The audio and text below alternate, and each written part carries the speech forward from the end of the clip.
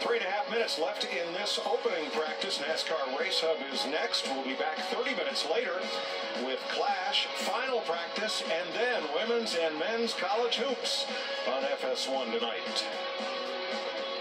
Mike, I had to chuckle. They were talking about Jimmy Johnson. We didn't see Chase Elliott here in a 24 car. They're talking about Jimmy Johnson, you know, not getting to run a draft run by himself. I always think about what Earnhardt would say.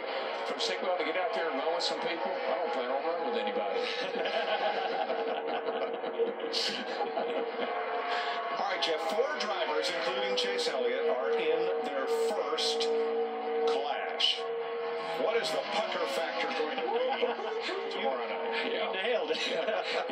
It's going to be high. Again, if any of these drivers have watched previous races of the Clash, they realize this is a white-knuckle experience, that their cars are going to be all over the place. They're going to be 3 and 4 wide, but if you want to win it, you're going to have to take some big risks, make some big gutsy moves. Yeah, there's no restraints. I mean, you got no. It's all for the glory to win the race. And I had to laugh when I heard Mark Truex say, "Well, it's just an exhibition race." Well, I'm going to tell you what, they put on an exhibition. It will be an exhibition race. You'd think there's $1 million on the line for this race, the way these guys get after it. In 7 of the last 8 runnings of the Clash, there have been at least 9 DNFs for accidents. Hey, here's a little bit of Sparky. Sparks. Boom. Now that's the middle of turns 1 and 2. There's always been a fairly large dip right there, and you can see that right side. Probably the jack post came down, maybe even a tailpipe came down. Right side, skirt, tailpipe. So we'll have 30 minutes between sessions. NASCAR Race Hub will bring you up to date on everything else NASCAR. Is that going to give these drivers and crew chiefs and spotters some time to work out?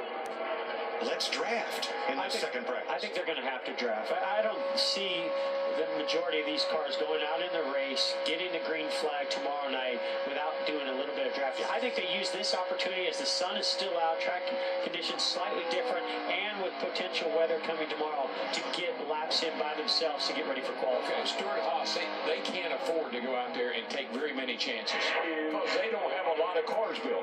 So I think they're going to restrain themselves to some degree. Jimmy Johnson, we know what he's going to do. I think there's 4 guys and gals in this race that have very limited experience, so he's going to draft with, unless you draft with your teammates. You know, Daniel Suarez, who was in this race because Carl Edwards retired after the car had been entered. Jimmy Johnson coming to pit road and locked it up, trying to get in there. Let's show you that, and then we'll finish this story. He's coming. They can grab that shifter. Sparks flying. He's on the brakes, locking her down. Now, one of the reasons, besides just getting the driver some experience with this, that they like to do this during practice is also that front splitter. When you get on the brakes, it starts bottoming out, skipping. It will take weight off the front tire. So it's always good for them to get a really good reference on how hard that splitter is going to hit under braking. Yeah, that right. It's always the right front. It locks up the right front just about every time. And you'd think that'd be the tire that had the most pressure on it. So Daniel Suarez is going to do something only one other driver has done, is Austin Dillon. That goes out, completes his run. He's going to start a race in a cup car before he runs his first point race in a cup car. Who else did it and why? Well, you're going back. David Green was the Busch Series champion, and that put him in the class before he'd ever run a cup race. How did he do in that race? That's what I want to know. No, you don't want to know. Well, Daniel Suarez doesn't want to know. Daniel Nacer don't want to know. Happened in 1995.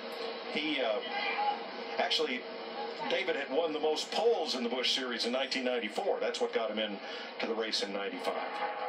I think that's pretty cool they put him in there. That was an honor, I'm sure. Absolutely. At least prior to the race, he felt that way. 11 drivers took to the track in this first practice session. 30 minutes from now, we'll have round 2, and we anticipate drafting practice.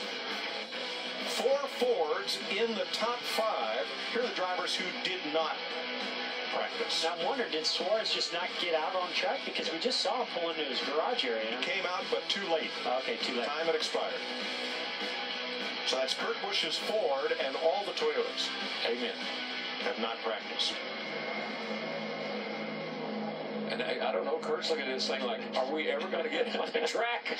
Well, as a driver, you kind of get yourself psyched up, ready to get out there, and you're excited about this first race. And as I mentioned, especially for some of these veterans, they do like to knock the dust or the rust off and get into that position where they're 3 wide. They won't be doing any of that in practice here, but you want to get as much experience getting back to looking in the mirror, understand how the car is going to drive around other cars. It just feels good to do that prior to getting the green flag.